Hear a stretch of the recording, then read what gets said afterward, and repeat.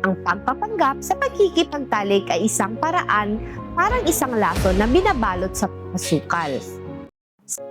Ngunit mga Ginoo, alam ba ninyo na sa likod ng mga pilit na pag-ingit o ng mga malalamig na yakap na iyon ay isang kaluluwa na dahang-dahang nawawala ng laman at nagiging malamig? Ang pagpapanggap sa pagkikipagtalik ay isang paraan, parang isang laso na binabalot sa pasukal. Maaari nitong isalba ang dignidad ng lalaki sa sandaling iyon. Ngunit, sa katagalan, ito naman ang patalim na puputol sa emosyonal na ugnayan ng mag-asawa. Ang katotohanan ay kailangan ng mga babae ng oras, kailangan ng katatagan at kailangan ng isang tunay na lakas upang mag-alab ang kanilang emosyon.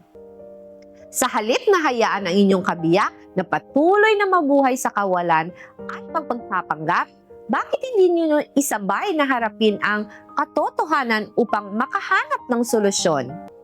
Upang gawing tunay na rurok ng kaligayahan ang mga peking emosyon, palagi kong ipinapayo sa mga mag-asawa na magtiwala at gamitin ang Adenafil 100.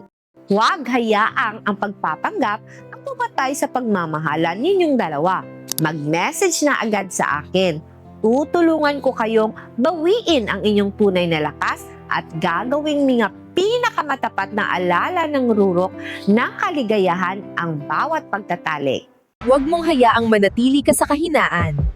Mag-message ngayon para sa libre, pribado at confidential na konsultasyon.